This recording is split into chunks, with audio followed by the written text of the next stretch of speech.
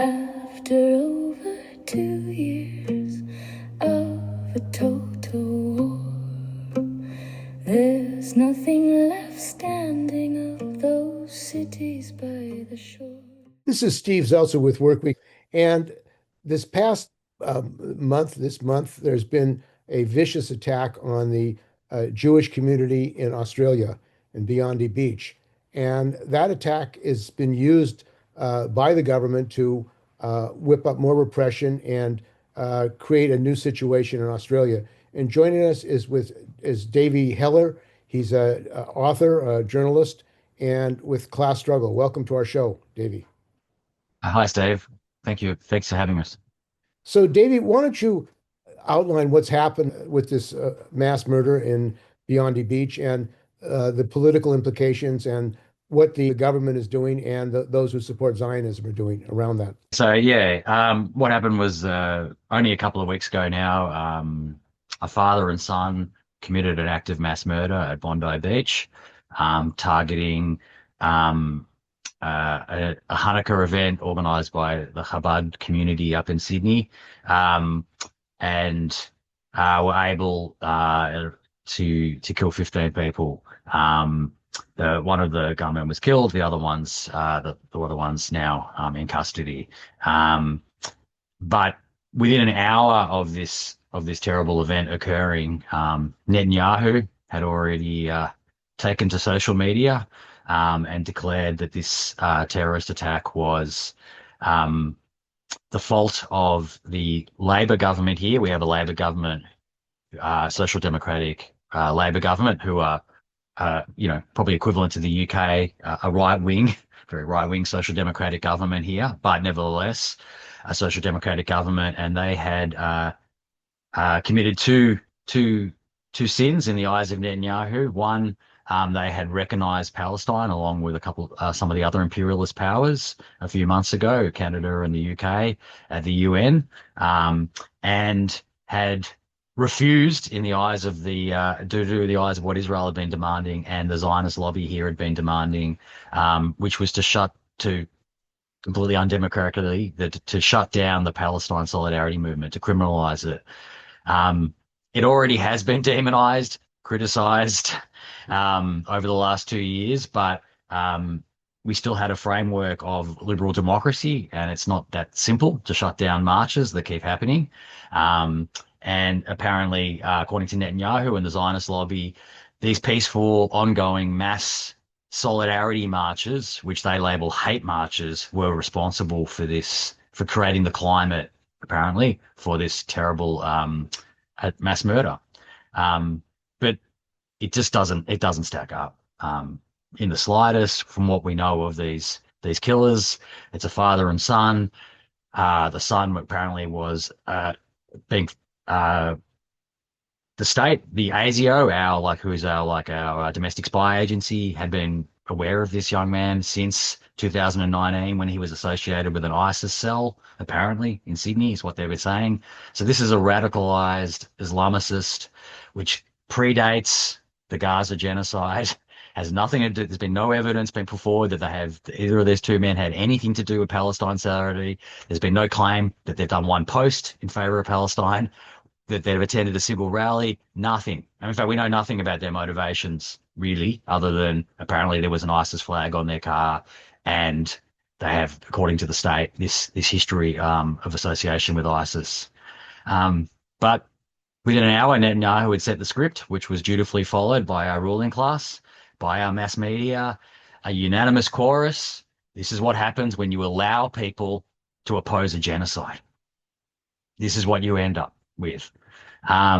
Within hours, there were opinion pieces in the New York Times. Within a day or two in the UK, they used this attack to start arresting people for using the phrase "globalized intifada" within days of this attack.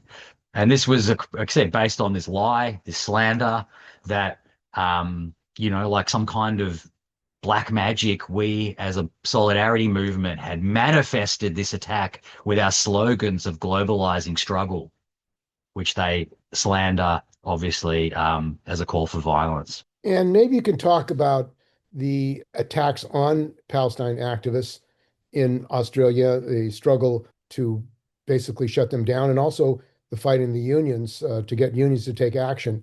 I know that the Maritime Union of Australia have called for labor action, but there's been massive opposition of the government. And what has been the role of the trade union bureaucracy to block any kind of worker action in solidarity with Palestine? Okay, so I should have quickly just really briefly mentioned that since the attack, they're rushing through laws to actually give them the power to shut down demonstrations. It's already been passed in New South Wales, the state that it happened, an entirely new law with no precedent in Australian history that within a period of time after a terrorist attack, they can have a rolling complete ban on public assemblies. And that's already been introduced. 14 days can be extended by the police, by the state. So they've already now introduced that. Since the first demonstration 2 years ago in Australia at the Sydney Opera House, which was, I think, maybe October 8th, October 9th, 2003, there was already a demand that that protest be stopped. There was lies put out about anti-Semitic chants happening at that rally, and that set the tone. But they failed, and the Palestine solidarity movement has continued to grow. The ruling class here is still furious that a judge went off script a few months ago and allowed the Palestine solidarity movement to march over the Sydney Harbour Bridge. 300,000 Australians marched over the Sydney Harbour Bridge in the pouring rain. That has caused ongoing fury. In Melbourne, they had some of the NAM, which is the Indigenous name for where I live. Melbourne has had some of the most ongoing solidarity protests in the world. They happen weekly for almost 2 years. That has caused fury in the ruling class as well. In the city I live, as well as just constant demonization, the police have used very heavy force at different times against activists, up to and including rubber bullets and tear gas, concussion grenades have all been used in the last year on peaceful Palestinian protests. There's been targeted arrests, the full suite of, even without really a legal framework, they've been using a full suite of state power to try and shut down these protests, which have failed so far. They're also cultivating a far-right movement to attack this movement. We've had Nazis who were being cultivated by the state, allowed to attack Palestinian protests, Aboriginal protesters. That's also happened in the last year. So they're using a full suite to try and put this genie back in the bottle in this country. And in terms of the unions, much like in the US, our union bureaucracy is subordinate not to the Labor Party here. So you've got your unions are subordinate by and large to the Democrat Party, and we've got our unions who are subordinate and integrated almost completely with the Labor Party here. And given our Labor Party is a loyal imperialist government, and therefore a backer of this genocide, it's been very hard to shift the union leadership on this issue. There's been a lot of rank and file work in different unions. There's been some successes. Motions passed. Like you said, the MUA has passed motions. Other unions have passed motions in support of Palestine solidarity. There has been some participation in the street rallies, some disinvestment under pressure from the rank and file, our union pension funds. But by and large, the union leadership, has to be said, after 2 years, has done as little as possible that they can get away with under pressure from below. The reason we haven't had work bans and things like that, the justification is that we have very strict anti-strike laws, anti-political strike laws, and we do, with large fines, prison terms. We have some of the strictest anti-strike laws in the country. But those are the same laws which have been strangling union militancy and worker militancy now for decades. So, when we say the struggle for Palestine is built up in our broader struggles, in this case, the anti-union laws and the union leadership who are constraining the mass support for Palestine, and you citing the government laws as a justification for that obviously has to be challenged. But that is a work in progress, to say the least, from the rank and file perspective. The United States has worked with the Australian capitalist government and the Social Democrat, the present government, for AUKUS, for this military alliance to build submarines, nuclear submarines in Australia. And the United States has been pushing to have Australia as a stalwart against China, to organize against China. Uh, why don't you talk about the role of the U.S. government and also the U.S. government, the CIA was involved in even an overthrow of a government in Australia. So it has a long history of intervening in Australia. Yes, it was the 50th anniversary of the overthrow of the Whitlam government just a couple of weeks ago as well. Why don't you talk But about that? What happened there? so that was a government, a Labor government. The Labor Party at a time of was a different party at a time of the upsurge of the working class in the early 70s. Came to power also off the back of the Vietnam War struggle and general worker militancy in 1973. Was a Labor government after a very long period of McCarthyite kind of conservative rule in this country, virtually since World War II. Um, and under pressure from the working class, that government brought in genuine reforms. Um, but they also, under the pressure of the movement which elected them, even though they didn't break the alliance with the US, they did criticize US foreign policy. And in particular, they were raising questions about Pine Gap. One of the things they raised questions about was Pine Gap, which is a really important US spy base, which is located, people might have heard in the US of Uluru, used to be called Ayers Rock, right in the smack bang in the center of Australia, on Indigenous land. And that is a crucial spy base for the US and has been for a long time. From everything from drones to nuclear war to you name it. And it's the Whitlam government asked questions about that, and the lease was coming up of Pine Gap towards 1975. And John Pilger did a very good expose on this, and there's been other whistleblowers and things. And with the benefit of hindsight, it's quite clear that MI5, the CIA, and our domestic spy agencies worked together to engineer what was called a constitutional crisis. But basically, it was using undemocratic kind of parts of our constitution to remove the government. And so they did that and made sure that that government was gone. And the Labor Party learnt a very valuable lesson from their perspective for the next 50 years, which has never crossed the US in any way. And they have been very loyal servants of US imperialism ever since. And our government, like you said, there isn't an imperialist US war that our ruling class hasn't liked or loved. Been a part of Korea, Vietnam, Iraq, Afghanistan, you name it, since World War II. And a lot of the solidarity movement in Australia struggles to understand why all of these marches haven't shifted our government. And they haven't shifted our government because our government is completely our ruling class, embedded, integrated, subordinate to, but also a willing partner in US imperialism and its desire to dominate the world, which of course includes West Asia and of course includes China. And AUKUS, which you referred to, it's a sweet deal for the US. It's 300. It's basically like a lot of the deals which have been done with Europe. It's almost a form of tithing of your allies. We're giving $368 billion over a period of time to the US to supposedly build nuclear submarines, which only have one purpose, which is to sail under the sea, far away from the Australian coastline off China, to be part of a forward aggressive attack on China. We do not need these to defend our big coastline.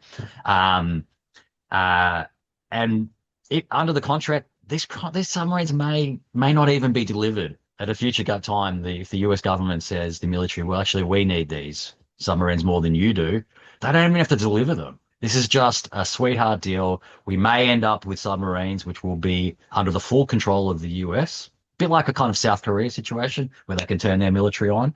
These submarines, if we get them, will effectively just be US submarines, which we've paid for, we're staffing, but completely integrated in the war machine against China.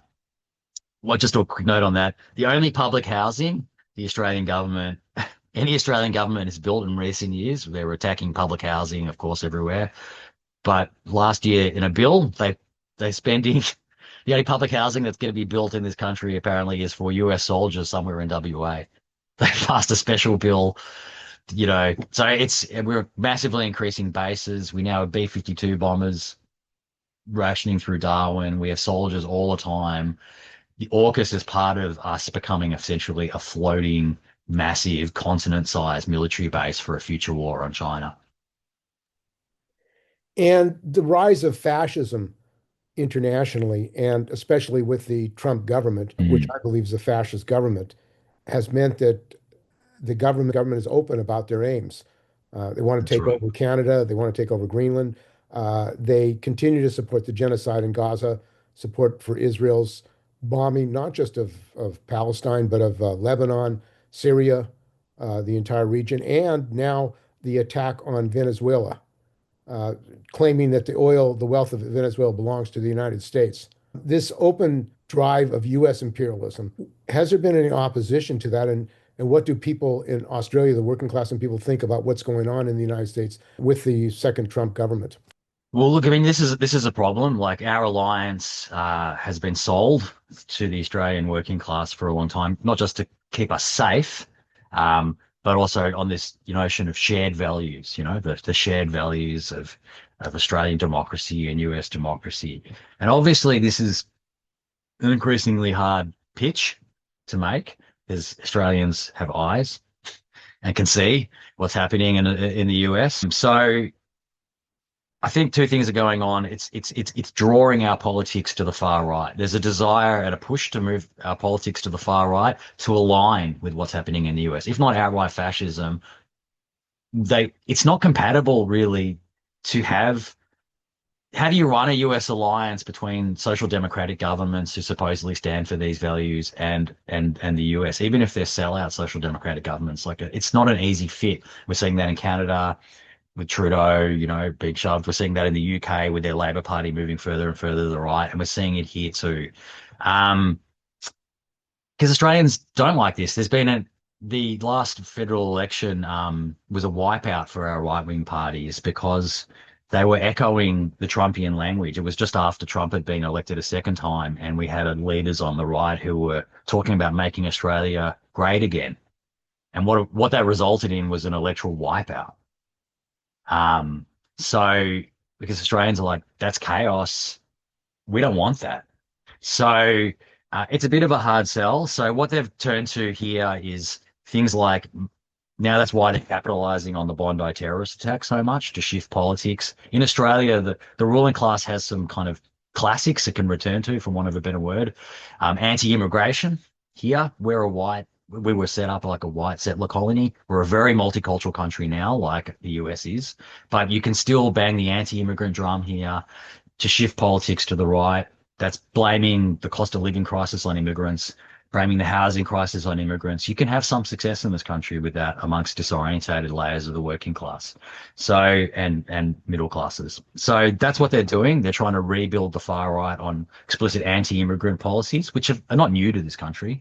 We were putting people in camps decades ago before the US was, and sending them to islands and all sorts of things. So it's a tried and true tactic in this country, but also building up police state measures, because they're frustrated. I mean, the Gazan solidarity protests, Palestine solidarity protests, are a sign that they've got a problem. They've got a problem. We have 800,000 Muslims in this country. We have 1 million people of Chinese background. We have a diverse working class. We have young people who are moving further and further to the left. That's also, just as a side note, that we're the world's first country, first Western democracy to ban under 16s from social media.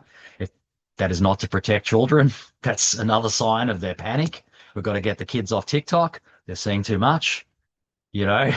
So there's a whole lot of things happening because they're worried. They're worried and they're trying to shift politics to the right. And it's not a simple task. Just as it's in some ways, even though you've got a fascist government now in the US, they haven't successfully moved a lot of the US population with them. That's why they're bringing in repression. And the struggle in the United States, a lot of the left don't believe we have a fascist government. It's authoritarianism, Yep. not a fascist government. Is that the same reality in Australia? Well, we were discussing earlier, and you were talking about US exceptionalism, and I'd say yes, Yep, there's a lot of that, both domestically, but I think that how far, and even for myself, how quickly, how far, for example, laws have been brought in the Australian context to just to completely outlaw public assembly. We're in for some shocks here about how quickly we can police state measures, not fascism, because I don't believe there's quite the same mass base yet in Australia for a fascist movement like there is in the US. But they can bring in police state measures very quickly. In relation to the US, yeah, there's a lot of denial on the Australian left about what's happening in the US still.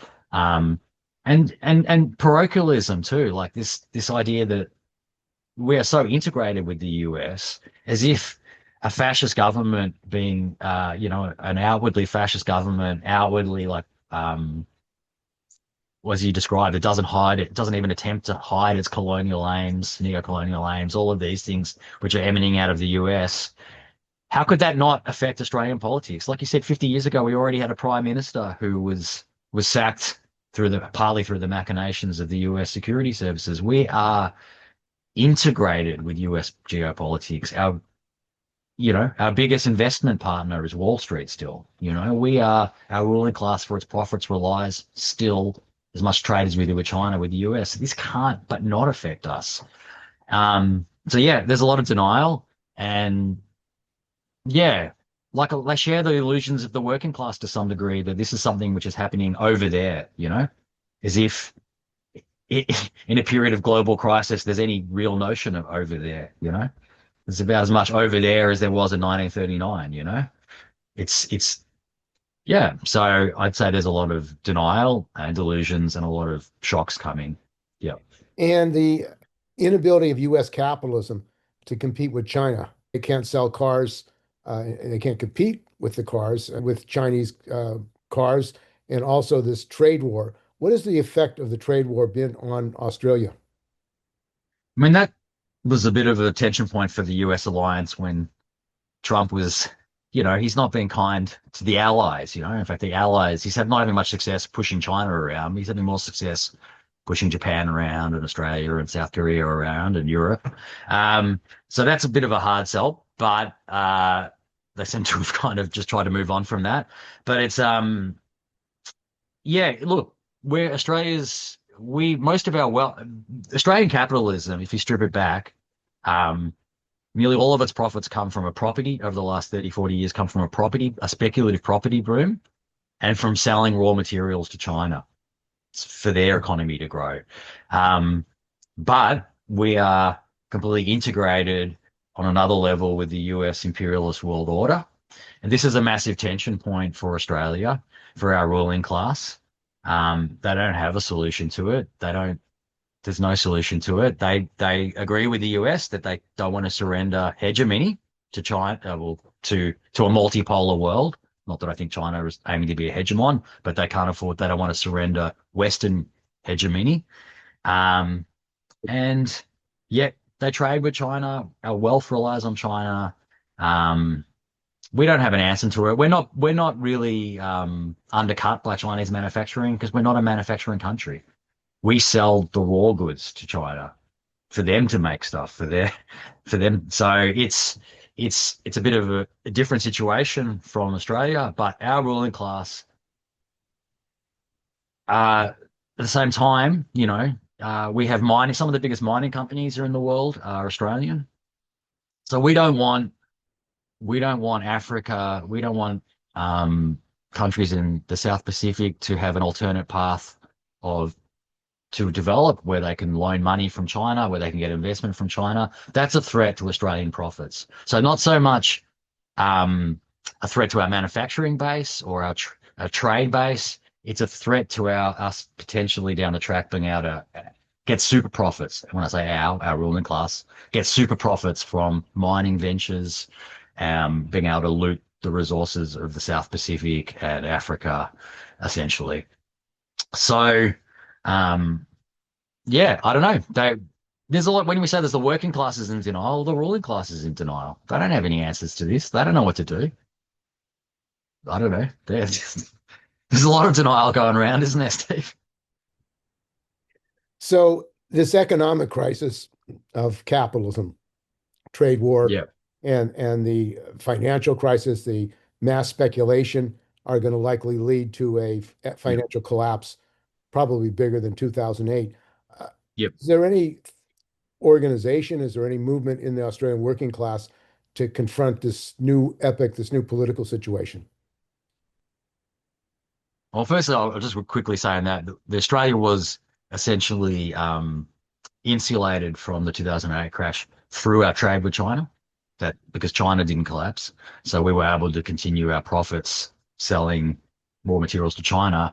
But when the next crash comes, there's no protection. And that will drive the shift to the right here, like in the US, is preparation, I think, from the ruling class for that crisis. They want to have everything in place to try and stop the inevitable working class resistance that happens under those kind of conditions.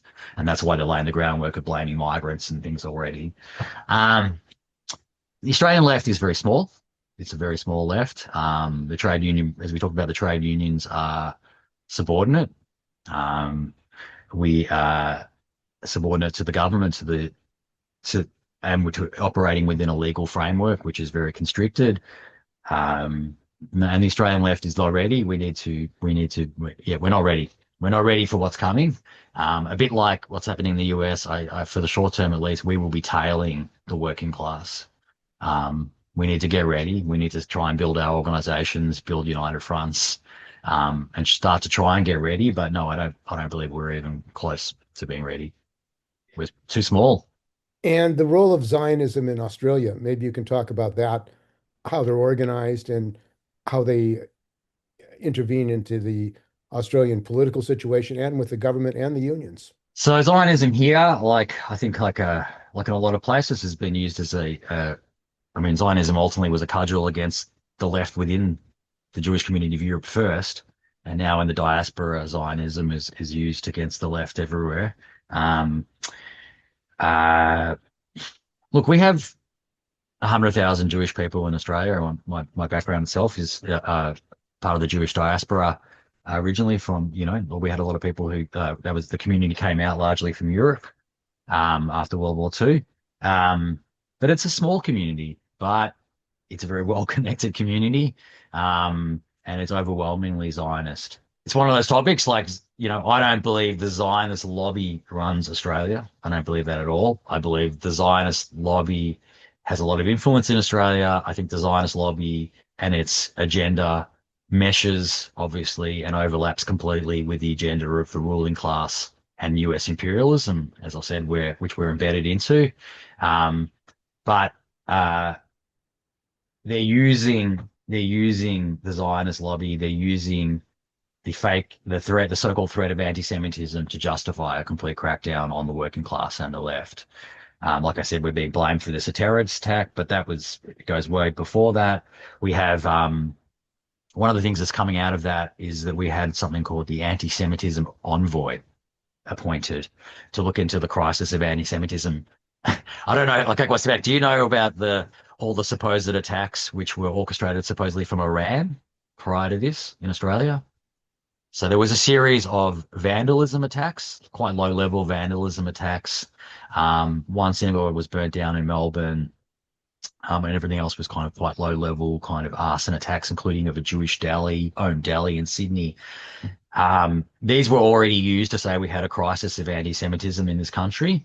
And then what came out was that these attacks, very odd explanation from the ruling class, were apparently orchestrated from Iran using Australian criminals who weren't anti-Semitic, but were paid through a series of complicated things that we don't know. We haven't seen the intelligence, Steve, but through a series of complicated measures, this was organized to stir up trouble in Australia on behalf of Iran, which, Iran, if it wanted to attack Jews, could attack them, its relatively large community in Tehran. But no, it's gone all over and paid a criminal in Sydney to burn down a deli. So, okay. Right. And obviously, that was part of this wave of anti-Semitic attacks. So they appointed an anti-Semitism envoy to tackle this. And surprise, surprise, the best way to tackle anti-Semitism is to put a series of laws in place which prevent the criticism of Israel. And this envoy, for example, wants to adopt which they're going to adopt since Bondi, they say, the IHRA definition of anti-Semitism, which essentially equates criticism of Israel with anti-Semitism. Strengthen hate speech laws. So they're putting this all out there. It's much more like the UK, where, it's going to be ending up here. If you hold up a placard, you're going to be arrested. That's where we're heading.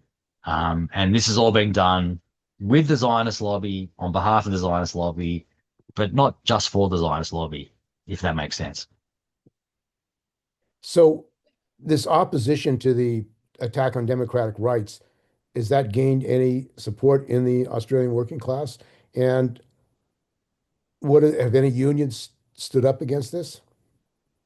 The only support it gets is from the very small Zionists community, and the far right, essentially, who are largely in this country motivated by Islamophobia or animated. So if you go on our social media, it's just, if anything about this, it's all Islamophobic comments, one after the other. So quite a similar dynamic again to the UK. The unions are very quiet. They haven't said anything about this crackdown. So the anti-protest laws, the best they'll do, like the anti-protest laws, which have just been brought in New South Wales, which ban public assembly after a terrorist attack, get the power to ban all public assembly. They put a carve out in it saying it doesn't apply to industrial disputes.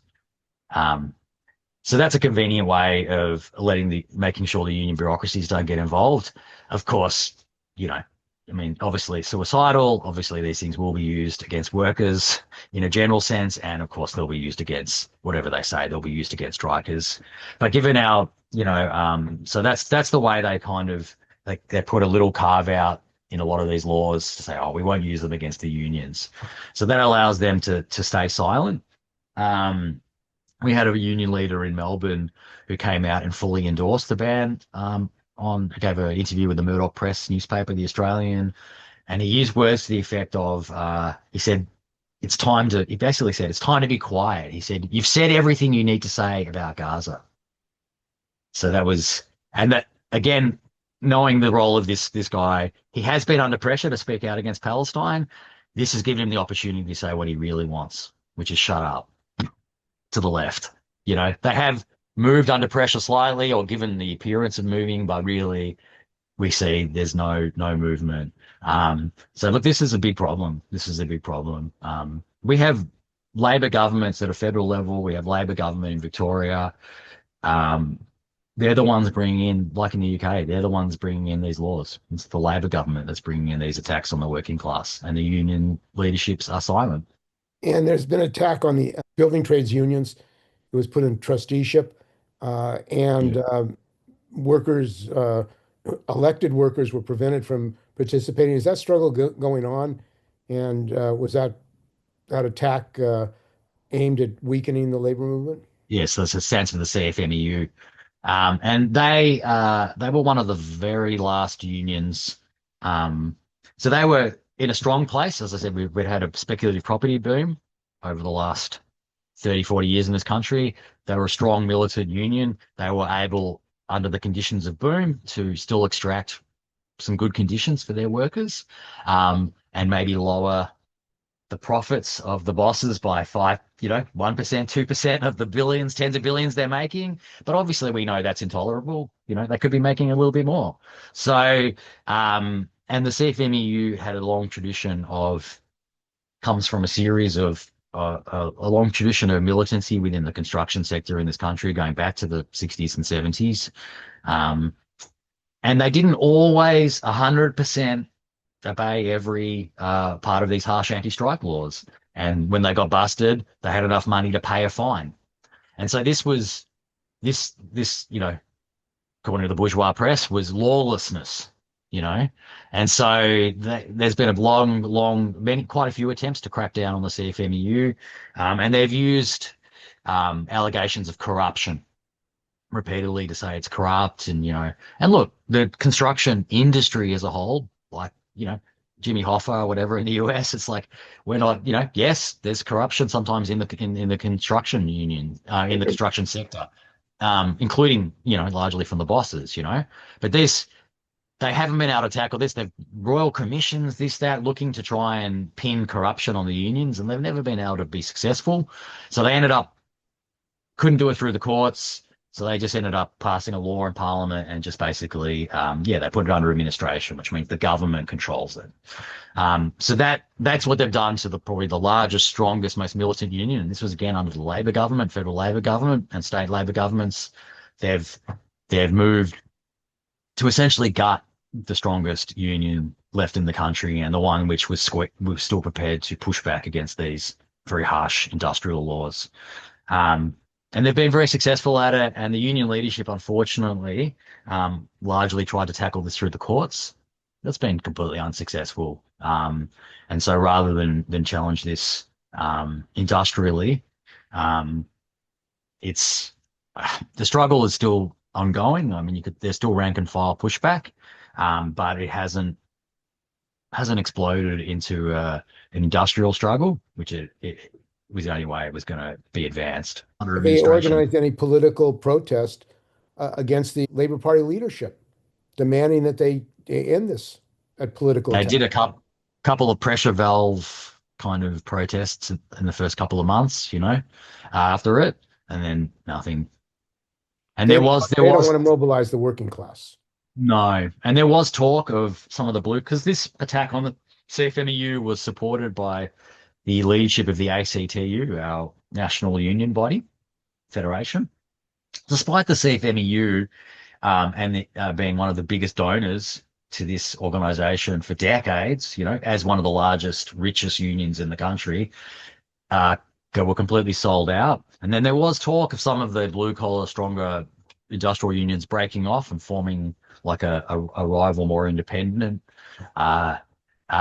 union federation. And that seemed promising, and then that's disappeared as well.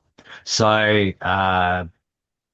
yep, no, they want to mobilize the working class. And of course, these in Australia, obviously like in the US too, when these things happen under the Labor Party, under Labor governments, the union leadership will not mobilize the working class in opposition. I mean, the unions aren't mobilizing against Trump even in the US, but traditionally, obviously, they've probably had a slightly different approach to Republican and Democrat governments. But in Australia, yeah. And this follows a pattern of, in the Australian context, by and large, neoliberal attacks on the working class have happened under Labor governments. And they've happened under Labor governments because you can get away with more because the unions don't push back. And in fact, they collaborate. And there is a large Chinese Australian working class. Has it been activated against the increasing racism in Australia? I would say at this point, because we've also got an increasingly large South Asian community as well.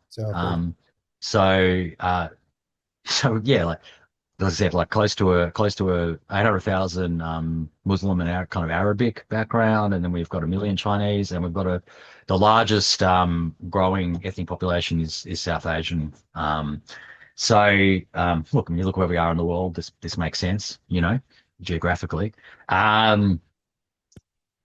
These communities are obviously diverse in terms of their own internal politics as well, but also I think there is nervousness about mobilizing and putting your head up. Migrant communities often are kind of nervous about that. I'd say we're probably, so far, what we've seen most kind of the pushback is electoral. Because I mean, our Chinese community here, by and large, is relatively, I would say, relatively affluent. Obviously it's a big community, it's going to be differences, but middle class and kind of aspirational migrant community. But I think part of the wipeout of the Liberal Party of the right, the last election was some of the South Asian communities and East Asian heritage communities being repulsed by some of the extreme anti-China rhetoric and the more open embrace of Trump style, open kind of white supremacist kind of language. So I'd say we've seen an electoral kind of echo of that, but as yet these communities haven't mobilized or haven't been, and certainly that's something that the Australian left has been traditionally hopeless. The far left has been overwhelmingly white, overwhelmingly inner city based, in the East Coast, and a lot of these migrant communities live more out into the cities, out in the suburbs, and the Australian left has to orientate to these large migrant communities to defend them and to build real working class power. So that is something that has to happen and hasn't happened as yet. Also, one of the big threatening things about the Gaza protests of the ruling class was that they cut across ethnic lines and cut across them very successfully. And so the language of repression, ironically, the ruling class inverts everything. All the laws that have been brought in to repress the Gaza solidarity movement are under what they call social cohesion to enforce. They actually say this is about social cohesion to end divisiveness, but they are actually targeted at a terrified ruling class who's scared of working class unity. So they flip a term and create this new term, social cohesion, which is actually trying to break a very worrying display of working class unity that broke out. So the Palestine movement brought together all these communities in Australia. Certainly brought together. It certainly, yes, and it brought together, particularly it brought together in a threatening way the kind of more the white middle class left and working class, and it brought together the Arab and Muslim communities, and it brought together Indigenous people. So in Australian context, we're a settler colony. It's been very part of the struggle here has been making the very obvious links between what happened on this land for the last 250 years and what's happening in Israel. And Indigenous people have played a really prominent role in the Palestine solidarity movement here. And that is threatening. That has been very threatening. So I wouldn't say it's been brought in a huge amount of South Asian or East Asian community, though they've obviously been present. But even just building links with the Arab and Muslim populations and Indigenous populations and bringing them into a left-wing solidarity movement has been intolerable for the ruling class. It's probably worth noting, Steve, that just like in the US, there is a clash brewing. Like when you go on social media, you go outside the little bubble of the Australian left, there is genuine fury at these repressive moves being made to shut down the Palestine solidarity movement in particular, under the guise of in the name of Zionism and false calls of social cohesion. So they're bringing these laws into place, but it is setting the stage for a confrontation over democratic rights and our right to oppose imperialist war and genocide. They're very, very unpopular moves. Okay, I want to thank you very much for joining us. We've been talking with Davey Heller. He is a writer and journalist in Australia and publishes an online blog called Class Struggle, and has been joining us to talk about the massacre that took place in Australia and the response of the government to that in attacking Palestinian activists and increasing repressive legislation against the entire people and working class of Australia. So thanks for joining us. Thank you, Steve.